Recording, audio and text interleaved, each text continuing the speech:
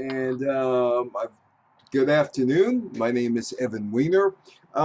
This is the First Ladies of Comedy, and if you have anything you want to add, just put your self in the Zoom chat, or just raise your hand and I'll get to you. And we're going to be talking about a whole bunch of ladies of comedy, including Moms Mabley and Jean Carroll and Phyllis Diller and Joan Rivers and a whole bunch of others. It's not an easy life being a comic. Not an easy life whether you're a male or a female, and being a comic basically is a man's life, or was a man's life until a number of years ago. The first stand-up comic, Moms Mabley, and she had a career that spanned about 50 years. She was the first successful female stand-up comedian. She had that 50-year career, and she bridged the gap between vaudeville and modern stand-up comedy. She was also the first woman comic to play the Apollo Theater in 1930 and Carnegie Hall in 1962. And before I go on, I have to send a shout out to my friend Max Docelli, who is a comedian basically on cruise ships, been so for the last 4 decades. He grew up in New York with the Carolines crowd. That included Jerry Seinfeld, Larry David, Carol Leifler, and Gilbert Gottfried and Paul Reiser.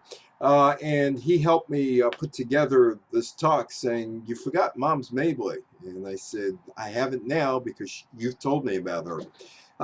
She was the first openly gay comedian.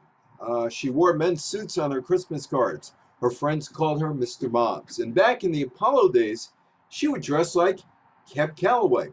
The Apollo Theater, the marquee, when Moms Mabley passed away a number of decades ago, Harlem mourns Moms Mabley.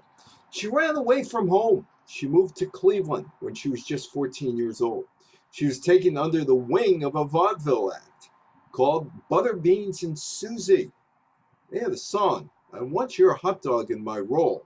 Still can't figure that one out. Maybe somebody could help me with "I Want Your Hot Dog in My Roll." Moms started performing on the Chitlin circuit. That was during the Jim Crow era in the South, provided venues for black performers. Max Docelli was the only white comic to open for Red Fox, and he was telling me stories about how Red Fox would go into the promoter's office, demand money, not check. He wanted cash, preferably some 1s and 5s and 10s and coins, counted it all up to make sure it was all there.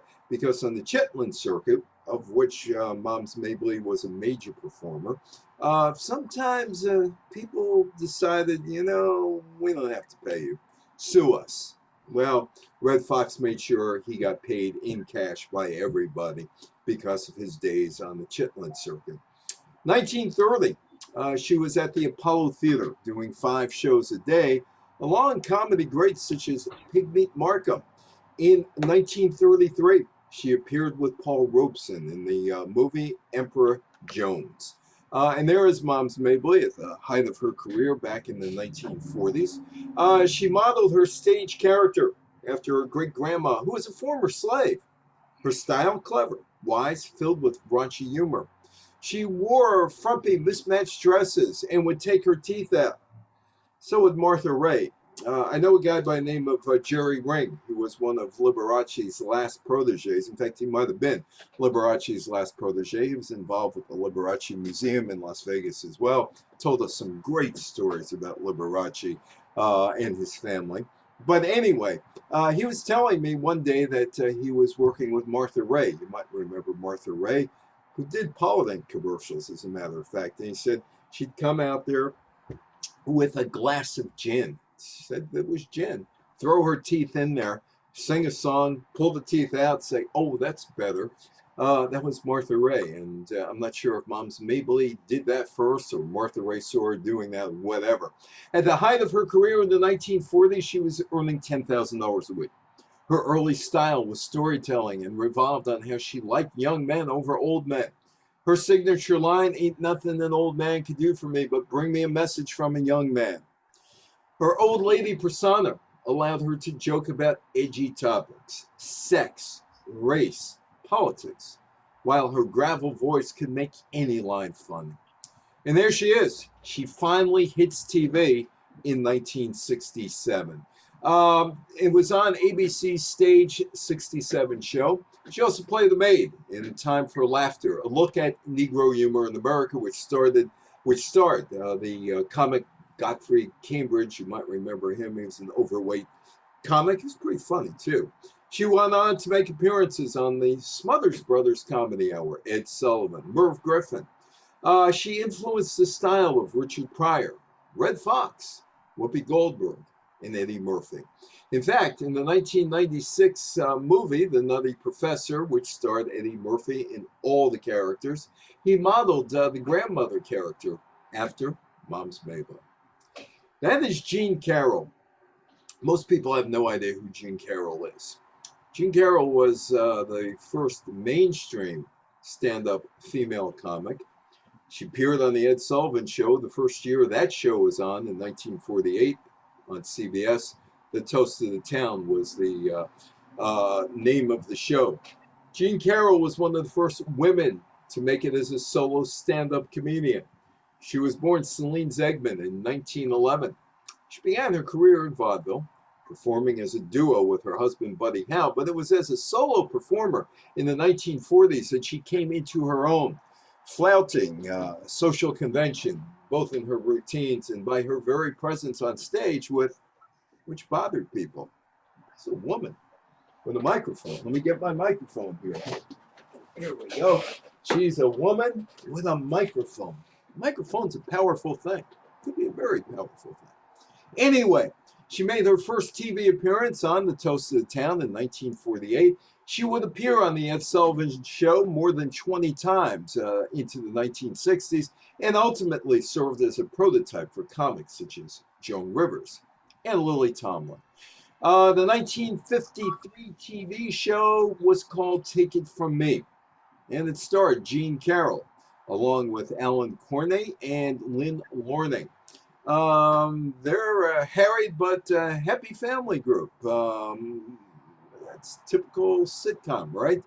It didn't last too long. ABC was an exceptionally weak network. It was owned by Paramount in those days. Paramount today owns CBS. And it was only on for less than 3 months. The Jean Carroll Show, Take It From Me, ABC TV had 14 affiliates. That's it, just 14 affiliates, whereas NBC and CBS were in the 60s at that point, and there was also the struggling Dumont network at that point. The show attempted to mix Jean Carroll's stand-up act with a domestic sitcom in which she portrayed the beleaguered housewife. While Carroll's performance was critically praised, the writing was mostly panned. The show failed to find a sponsor. Nobody watched it. Is on a weak network, a network that was actually saved by Walt Disney and the Mickey Mouse Club, but that's another talk for another day. Anyway, it was taken off the air by January 1954, just 11 episodes. But here she is. This is a very attractive woman.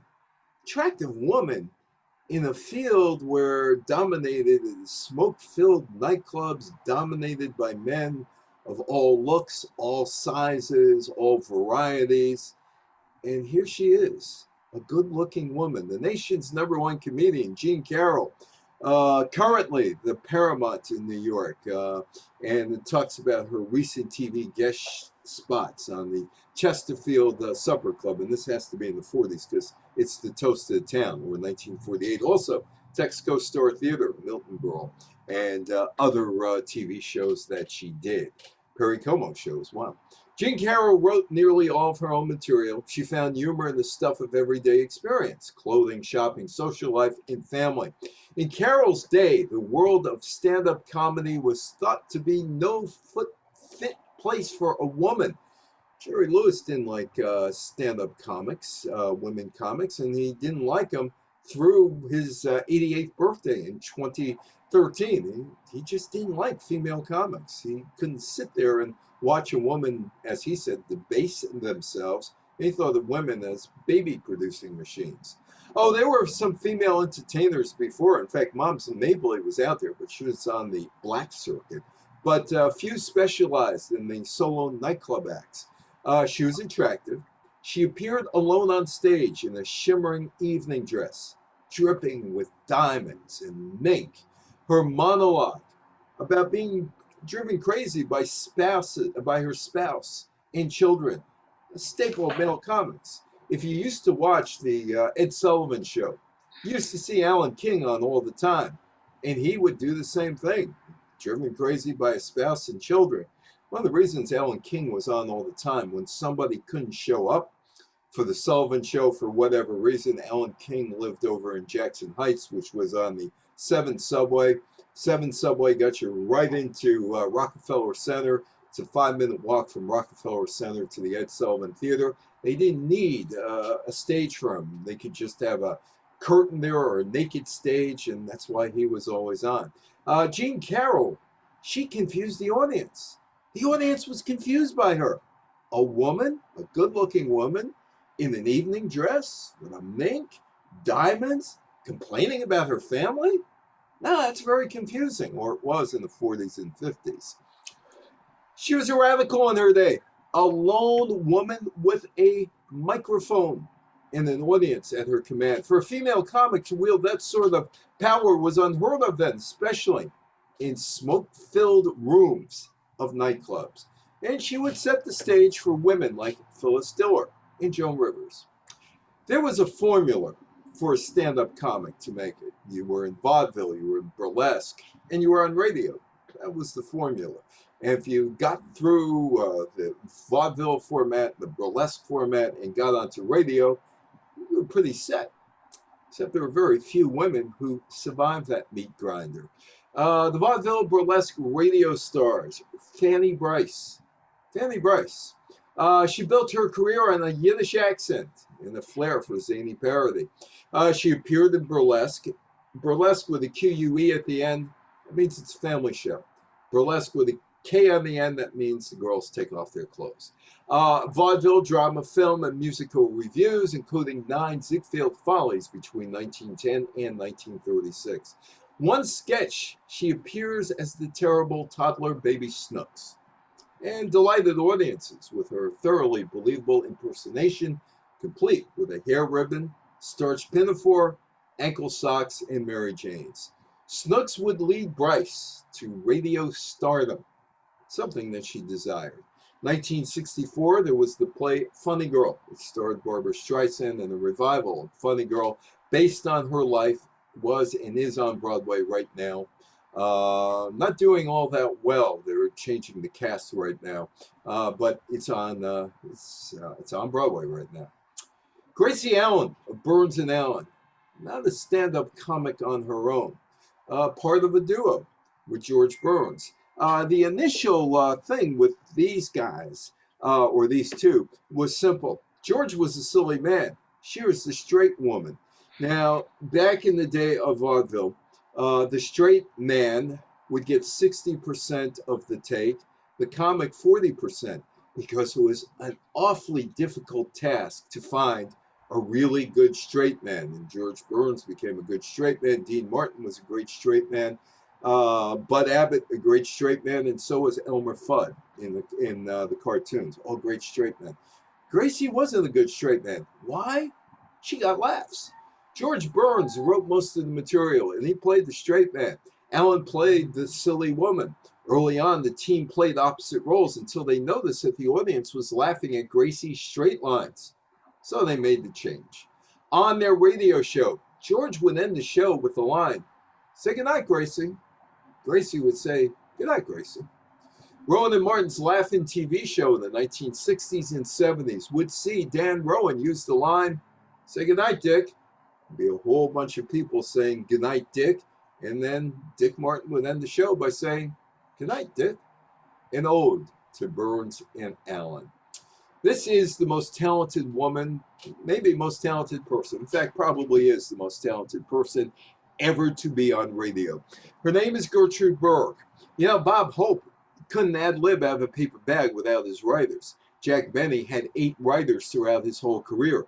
Gertrude Burke didn't need any writers. She was the writer, and she was everything else. And that is Gertrude in front of some of the 20,000 scripts that she wrote. being part of the Borscht Belt, the Catskills, being on radio, being on TV, and the movies. She was born Tilly Elderstein in New York City in 1898. Her father, Jake Elderstein, ran a resort in the Catskills. I can just imagine what it was like in 1912 with her Catskills resort. But she worked there. She was 14 and eventually created and performed skits to amuse the guest children. This is the Catskills, after all, and for those of you who are not familiar with people my age, 66, in the Catskills, Catskills is long gone. I mean, I actually worked there in 2005, 2006, giving talks, and Sheldon Greenfield, Shecky Green from your neck of the woods, was on his annual retirement tour. And as far as I know, he's still on his annual retirement tour. And I missed him by 2 days. They had me booked in Thursday, and he was coming in on Saturday. Anyway, Dirty Dancing was the Catskills, the Jennifer Grey thing. And also, not me, but my wife in the 70s went up to the Catskills for singles weekend. And in The Odd Couple, the Tony Randall, Jack Klugman TV show, where Rob Reiner is playing a role and Penny Marshall's playing another role. Rob Reiner's character talks about going to the Catskills for a singles weekend and seeing Corbett Monaco. So she might have been the first to do that type of thing. Anyway, so she meets this older Englishman by the name of Louis Berg at the resort one summer, and he woos her. And at the age of 18, in 1916, they marry.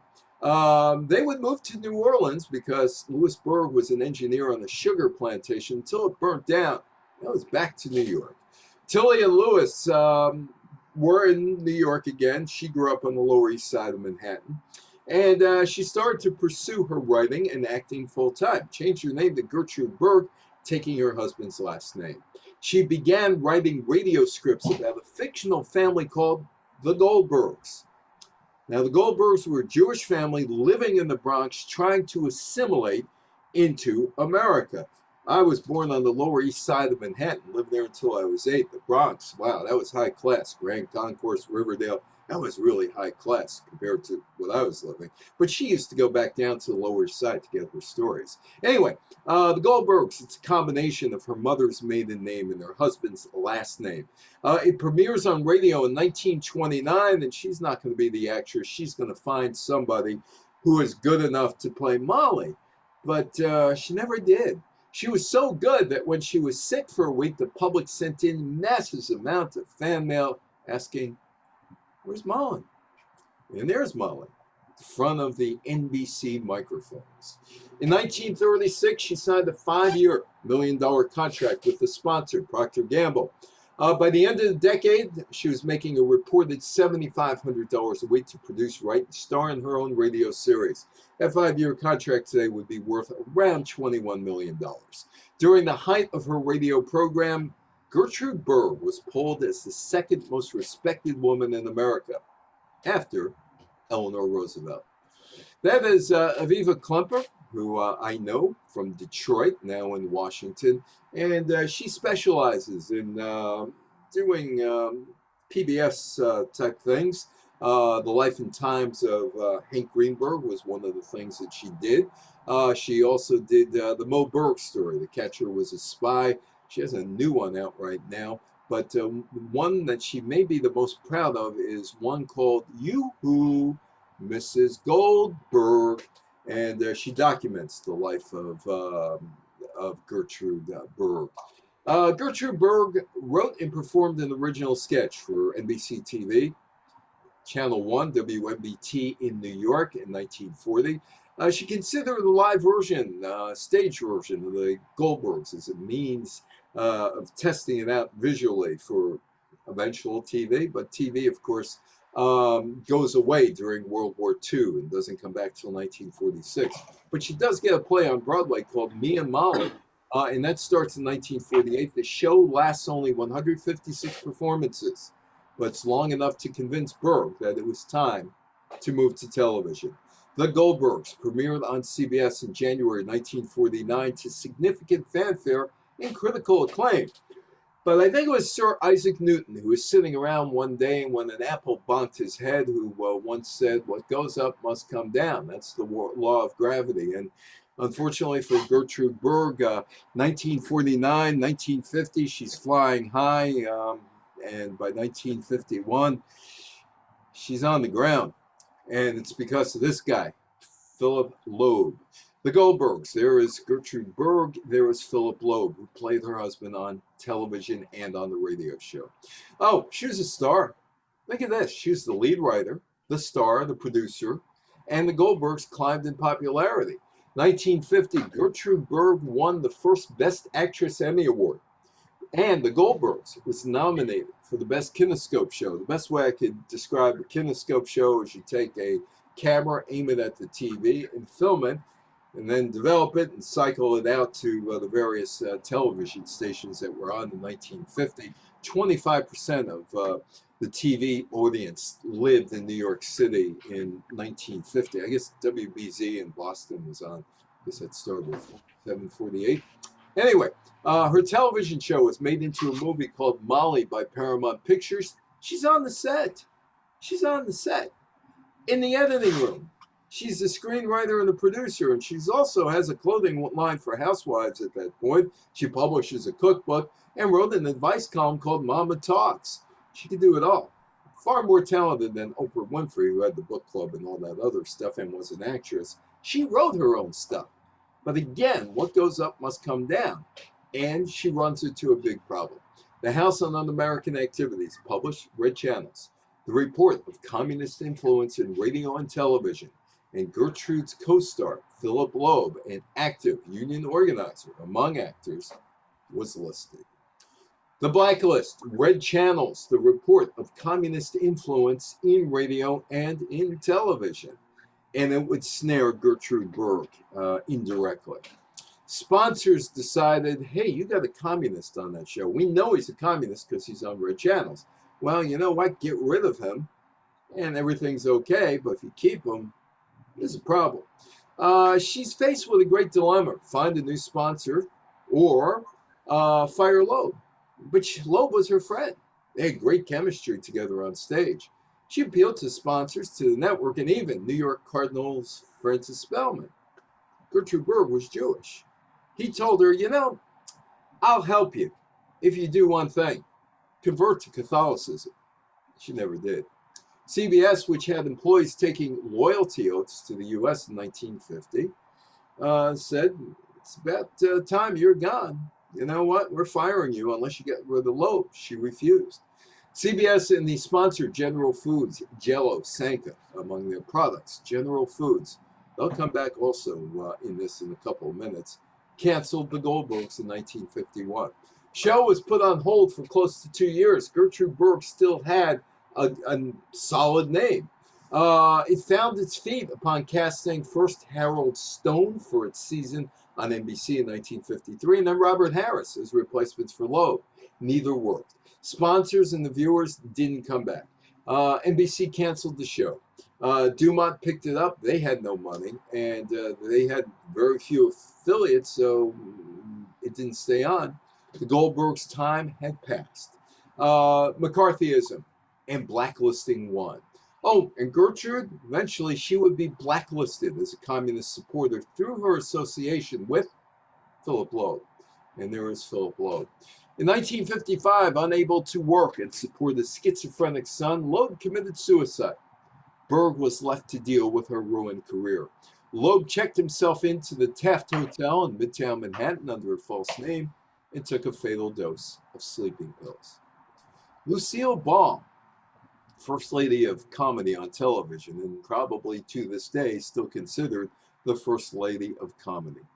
In 1950, Lucy was approached by CBS to do a weekly program on TV. She wasn't a comedian.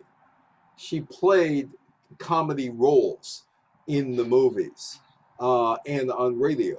My Favorite Husband show, which was on 1948, also played other roles. She was an actress. She's not a comedian. And she jumped at the chance. After all, she's 39 years old. And she had only had success for really 2 years with the radio show that started in 1948. Her first requirement for any show, however, was a major sticking point. She wanted her real husband, Desi Arnaz, a Cuban exile, as a matter of fact, who was chased from Cuba when he was 16 years old in 1933 because his father, who was a politician, and his family that was politically connected and had money, and also connected to the rum company that had to flee to Puerto Rico, he's going to play her husband on television, possibly to save their marriage. CBS executive said, no, no, no, no, no, no, no, no, no, no, no, nope, nope, can't do. CBS and Jello, General Foods, Jello, or General Foods, the potential sponsor, thought the American public would never, ever, ever accept Desi, a Cuban exile at that, as the husband of a red-blooded American girl from Jamestown, New York. CBS and Jello both insisted that the radio co-star Richard Denning continue as her co-star on TV. After all, if it ain't broke, don't fix it. Philip Morris would replace Jello. General Foods got cold feet over a proposed Lucy show, and obviously the Goldbergs, the Gertrude Burke show. Lucy wanted to save her marriage, so let's work together. And they were married. They were legally married in 1940. He was 23, she was 29. They were legally married. CBS was told by Lucy, you got to have both of us or neither. And eventually CBS conceded. They really wanted Lucy, even though the network had its doubts since Desi was Cuban, had a strong Cuban accent. Lucy, explain. And this one. Desi and Lucy were an interracial or multi-ethnic couple. This is 1950. You have to go back to 1877 to understand why CBS and why Jello or General Foods had a problem, a major problem. Yeah, they were married. They were legally married. See, you got to go back to 1877 when Rutherford B. Hayes, the Republican president from Ohio, took the Oval Office. And when I say took the Oval Office, he literally took the Oval Office because of a deal. Interracial marriage back in when Hayes took office was illegal in parts of the U.S. The American Civil Rights Movement had stalled since 1875. The segregation in the South ended with the Rutherford B. Hayes, Samuel J. Tilden presidential race in 1876. Hayes, the Republican, became president after the Democrats cut a deal with the Republicans. The Democrats, the Southern Democrats, told the Republicans, here's what we want. Take the federal troops out of Louisiana. Take them out of South Carolina. Give us states' rights. States' rights. That's what we want, states' rights, which they did. And if you give us all that, yeah, feel free. You can have the Oval Office. Oh, and interracial marriage was illegal in more than a dozen states at the time. So they go on tour, 1950. That's Desi Arnaz doing the Cuban Pete routine with Lucy. During the summer of 1950, Lucy and Desi go on tour, performing before live audiences to prove to CBS that Desi would be believable as her husband. In early 1951, they produced a film pilot and audition for the series, and they put up $5,000 of their own money, which CBS said, oh, good. Don't have to invest a penny into this. Good. Oh, yeah, and we want the show. And it starts in 1951. It's a smash hit. The show depends on two storylines. The top storyline is Lucy and Ethel's relationship. The secondary storyline is Lucy and Desi, and the tertiary storyline is Fred and Desi, which is actually not all that important. Hello? It's your mother. You remember your mother. Elaine Mayo. Elaine Mayo was a comedian, writer, director, performer, and founding member of the Chicago improv comedy theater group called Second City. And they achieved recognition in the early 1960s. And she did for her dry, witty technique in the comedy duo Nichols and May, and went on to write, direct, and perform on Broadway and in motion pictures. Just one thing here. I don't know how many of you saw the play Annie. I was friendly, actually, when I was back in my 20s. This is a friendship that got away, that never should have gotten away, with a guy by the name of Tom Meehan, who wrote Annie. And he was telling me, and I do this as part of my 1977 talk because Annie was such a hit, that if it wasn't for Mike Nichols accidentally seeing the play in summer stock in Connecticut and telling Tom Meehan, you're sitting on millions of dollars, the play would never have gone forth.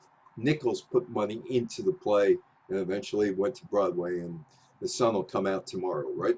Anyway, so there's the comedy duo, Nichols and May. 1950, she attends the University of Chicago. She met her later comedy partner, Mike Nichols, there. In 1955, she joined the Compass Theater, where she and Nichols, along with a number of notable comedians, performed improvisational comedy. That group included Shelley Berman, the telephone act, Alan Arkin, and Barbara Harris, and they formed Second City, an improv comedy group. It was while in Second City that May and Nichols decided to hit the road as a comedy duo, and there they are, hitting the road as a comedy duo. By 1960, they had their show on Broadway. An Evening with Nichols and May runs through 306 performances from October 8th, 1960 through July 1st, 1961. They released comedy albums. Nichols and May win a 1961 Grammy for Best Comedy Performance. But the show that I remember her most from was when I was 8 years old, and I used to love watching the NBC show called That Was the Week That Was.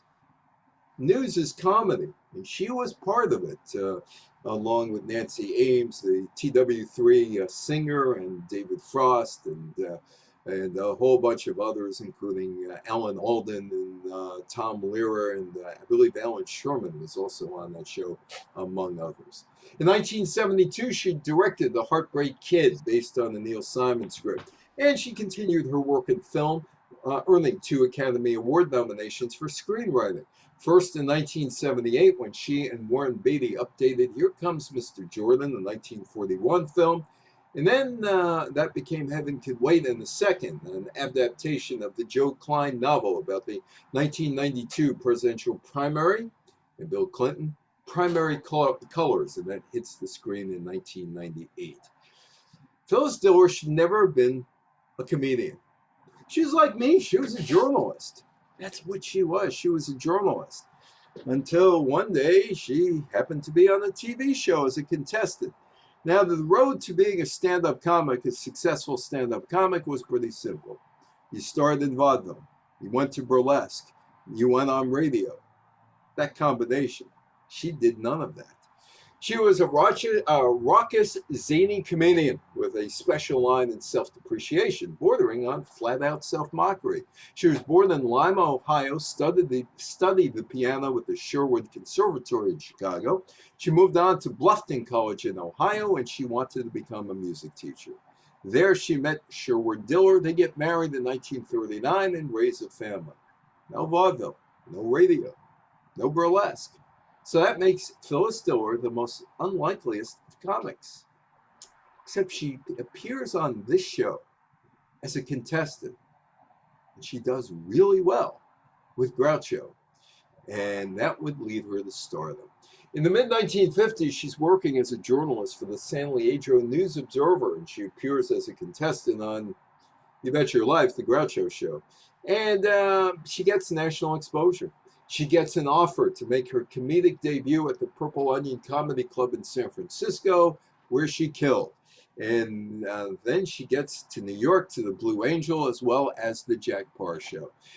She did the same thing, really, as Jean Carroll. Typical housewife topics that affected American suburbia kids, pets, neighbors, mothers-in-law, except unlike Jean Carroll, she wore outrageous costumes and had, well, she had facial expressions, centric costumes, overdone makeup, a loud cackling laugh.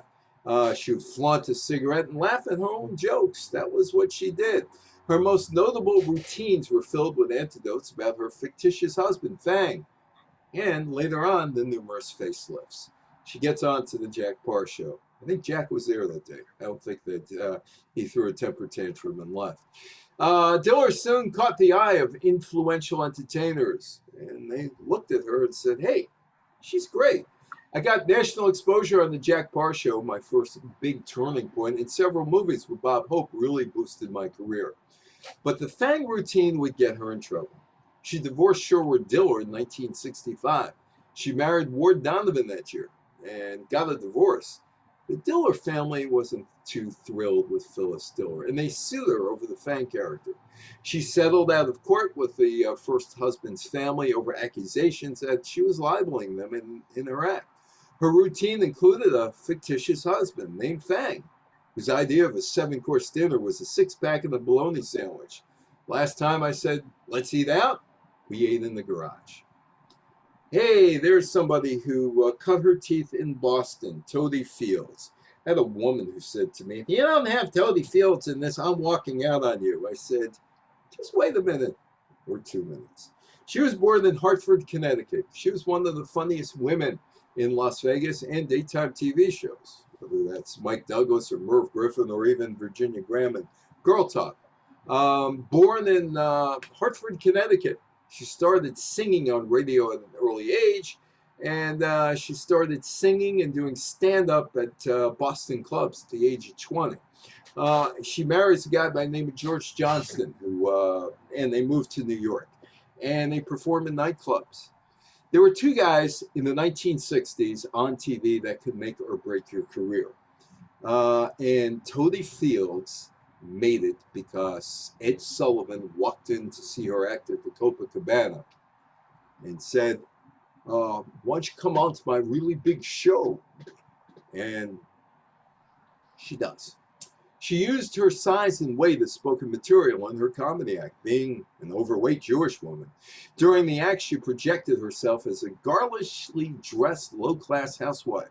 She also began working as a tumler. For those of you who don't know who a tumler is, the last one who's living is a guy named Crazy Tyrone, who tried to push in on the act when I was up in Cutchers in 2006 and gave me his card. Basically, Mel Brooks was a tumler.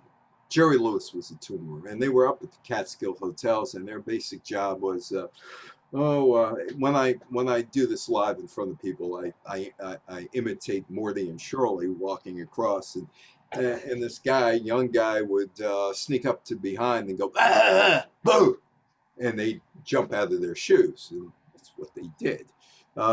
They were entertaining guests.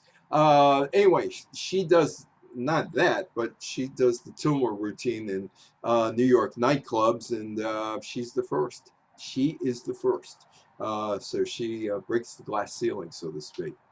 You either love or hate Joan Rivers. No in between. You either love her or hate her. I've met very few people who are on the fence about Joan Rivers doing this talk. In the 1960s, she was pushing the boundaries of taste and drawing grudging respect from her fellow stand-up comics, mostly male, in fact, almost all male. But nightclub owners were quick to fire her after dicey performances. If there's a guy and he gives 3 bad performances, he'd be given the pat in the back saying, yeah, why don't you work on this a little bit, and then, you'll come back and you'll be better. Not Joan Rivers. No, she's fired. And whatever female comics there were out there, they could be fired too. Audiences sometimes found her grating. And Joan Malinsky's parents regarded their daughter as a failure. Childless, divorced, unable to find steady work in a respectable profession. Max Docelli, who helped me with this talk, or at least gave me some ideas of where to go, Moms Mabley and Elaine Mayo, those were the 2 that he told me about, said that you ask him today, is this a respectable profession? No, comedy is not a respectable profession. She didn't like the usual Catskills Borscht Belt shtick up in the mountains in New York. She did play the Borscht Belt, but was looking for something else. She needed something else. And she found inspiration in Lenny Brooks, the comic, who was a social critic, satirist, and screenwriter. Mrs. Maisel. The character, Mrs. Maisel, is based on Joan Rivers. Lenny Brooks was renowned for his open, freestyle, and critical form of comedy, which integrated satire, politics, religion, sex, and vulgarity. His 1964 conviction in an obscenity trial. He was pardoned in 2003 by George Pataki. He had been dead 37 years at that point, but he pardoned, Pataki pardoned Lenny Brooks for that 1964 conviction, which was set up by Francis Cardinal Spellman. You remember him from Gertrude Burke, and the DA, Frank Hogan, who went to a comedy club in Greenwich Village, and they had undercover cops bust Lenny Brooks. You go to a comedy club in Greenwich Village. Come on. You know what? You're not going to sit there and listen to somebody sing Mary Had a Little Lamb. Comedy could be ugly, but funny. And there is Lenny Brooks. Lenny Brooks paved the way for future outspoken counterculture era comedians, and his trial for obscenity is seen as a landmark for freedom of speech in the United States. It was Bruce's straight-to-the-core frank style that inspired Rivers to shift from a canned scripted performance to open discussions of her private life, ranging from an abusive childhood to making fun of her looks to her lack of domestic abilities. There were two guys who could make or break your career in the 1960s. One of them, of course, Ed Sullivan. The other one, here's Johnny. It's February 17th, 1965, and she makes her first appearance on The Tonight Show with the host Johnny Carson. Rivers credited this episode to be her breakthrough, as Carson said to her on the air, "You're going to be a star."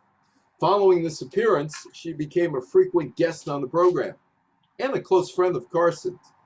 Rivers was in a comedy circuit with Lenny Brooks, Woody Allen, Richard Pryor, George Carlin, and Dick Cavett. Dick Cavett was a writer for Johnny Carson. Dick Cavett left Johnny Carson to do the ABC TV late night show. Johnny had no problems with that. In fact, he used to watch the show and send suggestions into Richard to help him. Johnny had no problems when ABC also had the Joey Bishop show. Johnny and Joey were part of the Rat Pack in Las Vegas, and they would be either in the act or open for the act. He had no problems with Joey Bishop. In fact, Joey Bishop was on the show after his ABC show failed. Johnny had no problems with Merv Griffin. In fact, Johnny Carson, his brother, Dick Carson, was Merv Griffin's right-hand man. This is right-hand man. These people she counted as peers and friends. She never felt included in the sexist practice within the industry. And she would make guest appearances elsewhere, including Sullivan and the Mike Douglas Show, and Dick Cavett, and Merv Griffin, and Girl Talk with Virginia Graham. And she wrote material for the Puppet Mouse, Topio Gigio. Oh, did you know that Joan Rivers was handicapped? Yeah, Joan Rivers. Joan Rivers was handicapped. How do I know this? Well, it said so in the New York Times that she was handicapped. So if the New York Times said that she's handicapped, she must be handicapped. Joan Rivers, a new comedian of ripening promise, who opened at midweek for a 2-week run at the bitter end. So I don't bother you. That was a club. Are you going right now? Yeah. Anyway, Joan Rivers, let's start that again. Joan Rivers, a new comedian of ripening promise, who opened at midweek for a 2-week run at the bitter end, is an unusually bright girl who's overcoming the handicap of a woman comic. It's a handicap, huh? Looks pretty and blonde and bright. She looks bright, and yet manages to make people laugh. Wait a minute. She's a woman, so a woman can't make people laugh. She looks pretty. That can't make people laugh. She's blonde. That can't make people laugh. Bright. These are all handicaps. Quite the review. Joan Rivers, a new comedian of ripening promise who opened at midweek for a 2-week run at the bitter end, is an unusually bright girl who is overcoming the handicap of a woman comic, looks pretty and blonde and bright, and yet manages to make people laugh. That's quite the review. Anyway, she would go on and eventually become the permanent guest host of The Tonight Show by 1983. Carson named Rivers his first permanent guest host on The Tonight Show. She jokingly referred to her Tonight life as having been Johnny Carson's daughter, a reference to his longtime mentoring of her. But things would turn sour. See, NBC was kind of figuring that Johnny would call it quits after the 1987 season, because that would be 25 years, and why not go out on 25 years? And they would need a replacement. And there's Carson, and there's Joan Rivers, and during happier times, and Johnny showing a picture of when Joan was on the show back in 1965. Johnny Carson never spoke to his former Tonight Show protege again when she left to host her own Fox TV late night program, which started on October 9th, 1986.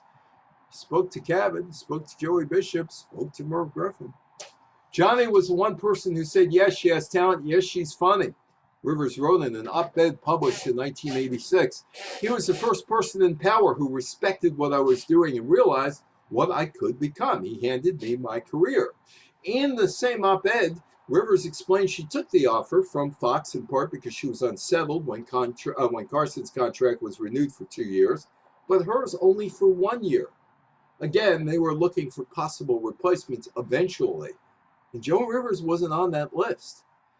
The first person I called was Johnny, and he hung up on me. He never ever spoke to me again, and then he denied that I called him, Rivers wrote in the 2012 column published in The Hollywood Reporter.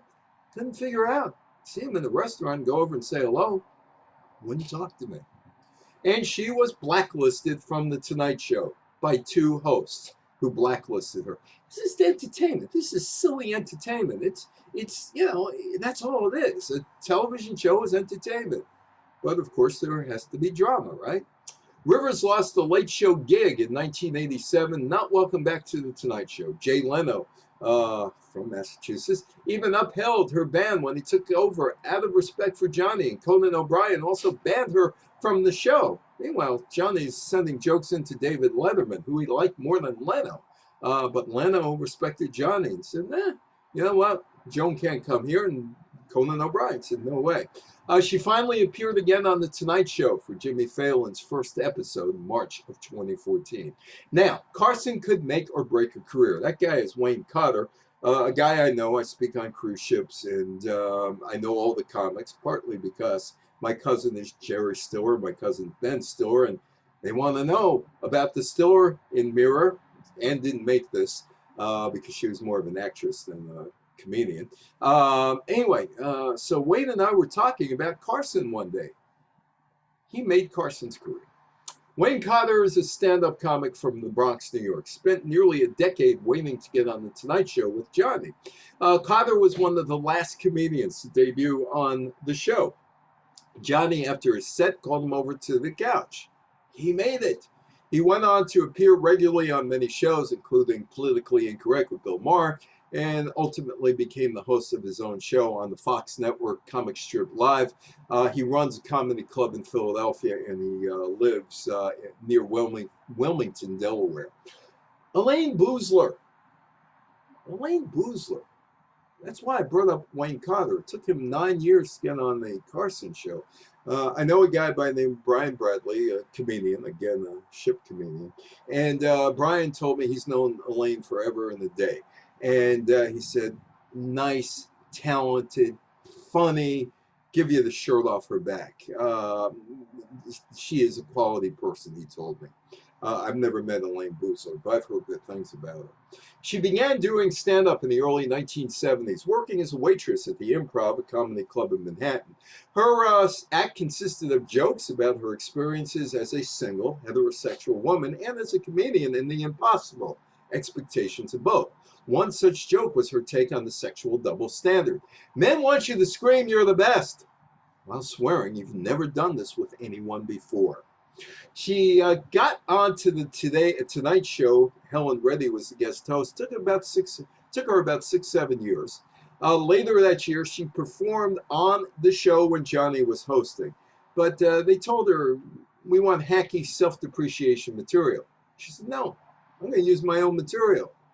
Carson wasn't impressed and reportedly told his comedy booker, I don't ever want to see that waitress on my show again. Well, that kind of sunk her career for quite a while. In 1985, she filmed Elaine Boozler, Party of One, but it sat untouched for over a year. Eventually, there's new management at Showtime. and the special aired in 1986. But according to Boosler, it was only after one executive's wife pressured him to buy it. She threw all of her chips into one pot, hoping this would do it. The special was an immediate success. Boosler went on to produce 3 more specials for Showtime over the next 5 years. Roseanne Barr was called to the couch. In 1985, Roseanne Barr made her first appearance on The Tonight Show. Relatively unknown comic joked about her status as a domestic goddess, her preferred term over housewife, and a reoccurring shtick. Her weight, I'm fat, just thought I'd like to point it out, and debuted her impersonation of Barbra Streisand. 2 other people who were watching that show that night. One of them is now one of the co-owners of the Boston Red Sox and Fenway Park and New England Sports Network and Liverpool FC. Oh, I'm sorry, I got off the beaten track there. I got to get off the beaten track. Anyway, Roseanne's set and her invitation to the couch caught the eye of producers Marcy Carson, Tom Warner, the Red Sox guy now, who were looking to do a comedy series about a working mother, and they thought Roseanne Barr would be the perfect person to bring that character to life. Ellen DeGeneres' show just went off the air after about 19 seasons. On November 28, 1986, she performed on The Tonight Show with Johnny. Johnny and the rest of the crowd thought she was hilarious. She was asked to sit on the couch on her debut. Shortly after that, she got a role as Ellen Morgan in the ABC sitcom These Friends of Mine. She became such a big part of the show. It was renamed to Ellen. 1997, during the show's run, she revealed she was gay. Killed the program. 1998, it was done. 2003, the Ellen show, the talk show, premiered. Carol Burnett. There's Carol Burnett. She was an actress. A guest appearance with Gary Moore on the CBS Morning Show in 1956 led to increased exposure for the young comedian. And in 1959, Gary Moore added Carol Burnett to the cast of the nighttime Gary Moore Show. The same year, she received excellent reviews as a Tony nominee or Tony Award nominee for her stage work in the Broadway musical comedy Once Upon a Mattress. And there was somebody there who watched her. Lucy knew talent. She knew talent inside out. 1983, Merv Griffin is rebooting Jeopardy! And Art Fleming doesn't want to be the host, and he needs a new host. So he has lunch or dinner with Lucy and says, "What am I supposed to do? Who would you recommend?" Without hesitation, she said, Alex Trebek. She knew talent. She goes backstage, 1959. Carol Burnett found Lucille Baum and a lifelong friend. She came to see Once Upon a Mattress. After the show, she came backstage. The two chatted in Burnett's dressing room for about 30 minutes afterwards. She called me kid because she was 22 years older than I. Just as she was leaving, she said, "Kid, if you ever need me for anything, just give me a call." Yeah, sure. Yeah, I'll call you. Yeah, sure.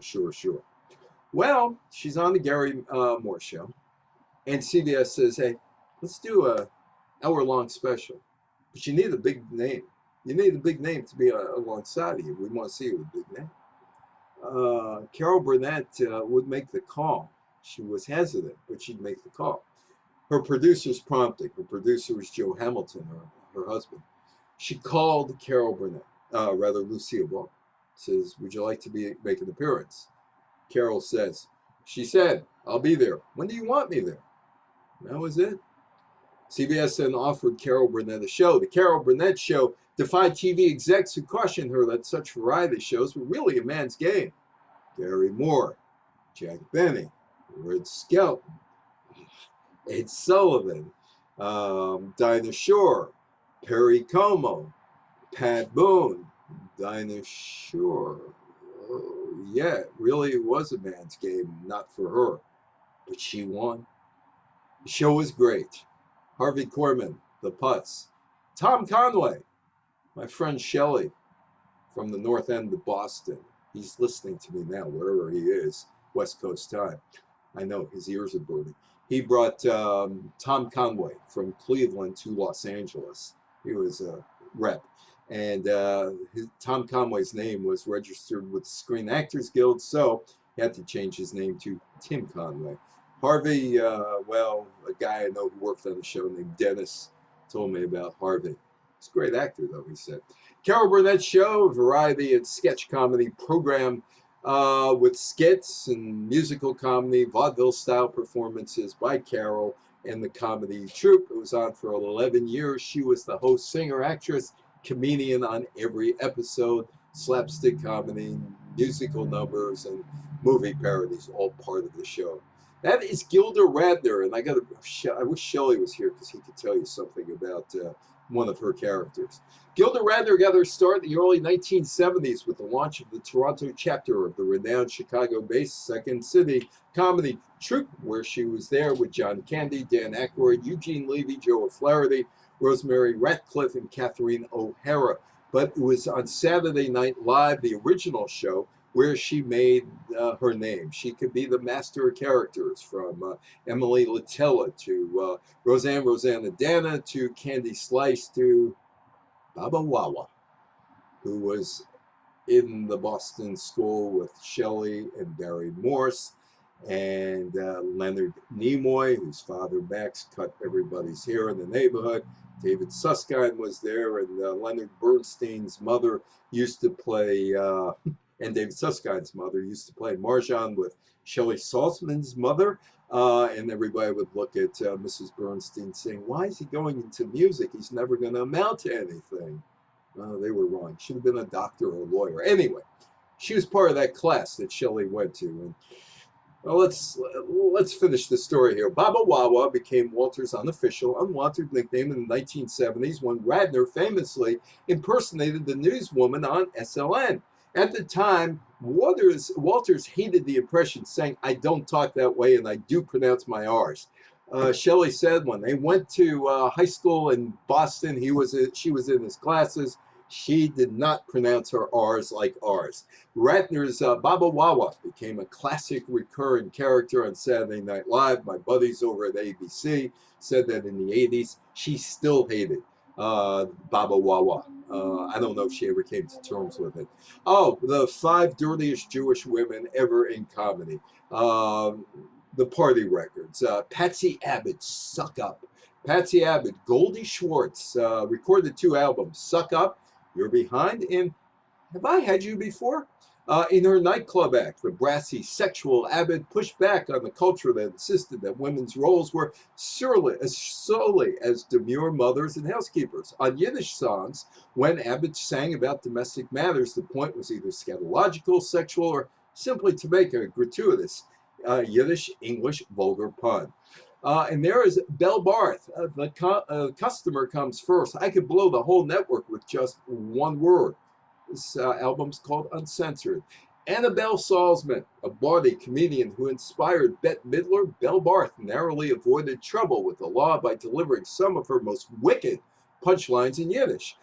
She was known on the vaudeville circuit in the 1930s, 1940s for her impressions of Sophie Tucker and Al Jolson and Gypsy Rose Lee. But in the 1950s, she began creating original routines that combined her musical talents with her flair for raunchy stand-up comedy, capitalizing on the emerging adult field of adult comedy that emphasized overtly sexual material. She recorded a number of albums, most notably If I Embarrass You, Tell Your Friends, and performed in New York, Miami, Boston, and Los Angeles. Occasionally, she was a little too drunk to tone down her act. She was arrested in Miami in 1952, Miami Beach, and arrested and charged with obscenity and fined $25. I guarantee the people who were watching her were annoyed at the cops for arresting her more than the obscenity. Ruth Wallace, her album simply is called Boobs, B-O-O-B-S, Boobs. Her name, Ruth Shirley Wall. She began her career singing jazz and cabaret standards with such bands as Isham Jones and Benny Goodman on road tours for a couple months, but gained fame in the 1940s and 50s for her risque satirical songs rife with double entendres that she wrote herself. She's on tour in Australia. She brings records with her. The customs agent seized her records. They were trying to ruin her career. Didn't work.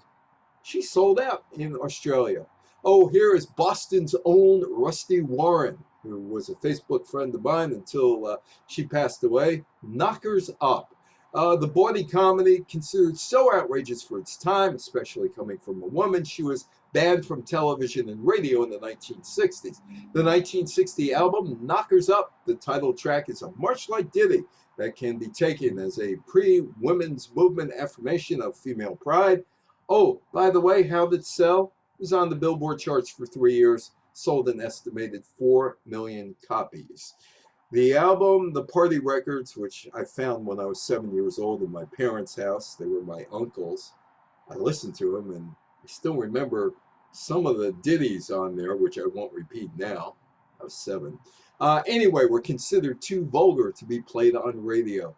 Eileen Goldman studied piano at the New England Conservatory of Music, graduating around 1954. She spent her first free summer entertaining in summer lounges, and then taught. After obtaining her degree, her musical mentor at the time was somebody by the name of Arthur Fiedler? Arthur Fiedler? Who is the conductor of the Boston Pops. And there is Pearl Williams, Pearl Wolf. One night, 1952, a heckler was constantly telling her to get off and that her jokes were horrible. And she said to him, "Oh, just off."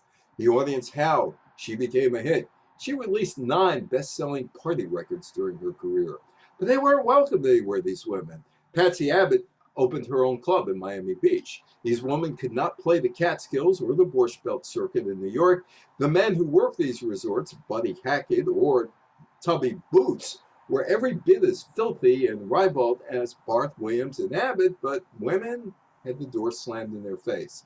They played in Miami Beach, Patsy Abbott's club. They played in New York. They played in Toronto, usually the late night slot. You know, when you get to the late night slot, you're going to have a bunch of drunks. I don't know why you're going to bust the show, because the drunks aren't interested in seeing you bust the show. They were drunker, they were rowdier, and more open to having a good time. Patsy Abbott had her place called Patsy's Place in Miami Beach. Barth and Williams played small rooms at hotels like the Fontainebleau in Miami or the New York nightclubs that were a string below the Latin Quarter. Barbara Walters' father, Lou Walters, ran the Latin Quarter in Boston, which is why she was there when Shelley was there, or the El Morocco. Barth was famous enough to land a Carnegie Hall gig, but had to censor her material. Still a long way to go. That's Amy Schumer. Prior to the COVID-19 pandemic, there were more women involved because stand-up comedy was a booming business with more clubs, more stand-up classes, Netflix specials, Showtime specials.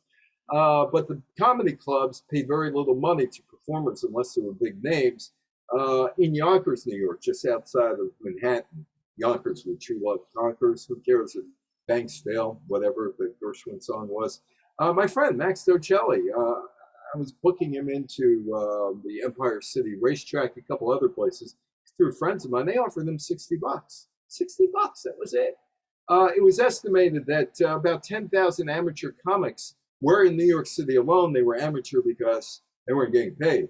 Diversity has grown, numbers have grown, but most shows are still male and white dominated. Some women come in to fill out a show, but the audience is diverse now. It's a hard life for both men and women. Comedy Central's 100 Greatest Stand-Ups of All Time. Roseanne Barr, number 1. Elaine Degeneres, 16. Phyllis Diller, 35. Joan Rivers, 44. Wanda Sykes, 70. Elaine Boozler, the waitress, 73. Brett Butler, 87. Polar Poundstone, 88. Sandra Bernhardt, 97. Janine Garofalo, who might have been my cousin through marriage. She was dating seriously Ben Stiller for a while, 99. That is Wanda Sykes. That is Ellen DeGeneres. Joan Rivers, number 6 on Rolling Stone's Top 50 Comedians. Sarah Silverman, 31. Janine Garofalo, 33. Roseanne Barr, 38. Moms Mabley, 39. Phyllis Diller, 42. Amy Schumer, 43. Elaine Boozler, 47. Margaret Chow, 48. Wanda Sykes, number 50. So 20% of Rolling Stone's list of the top 50 comedians are women. Well, thank you for being part of this hour or so. And that's my friend Max Docelli. And I want to thank Max, a big thank you for Max, for helping me out with Moms Mabley and Elaine May and going through the rest of the talk with me. And thank you to Max. And thank you. Thank you for being here. Any questions, any comments? The floor is now yours.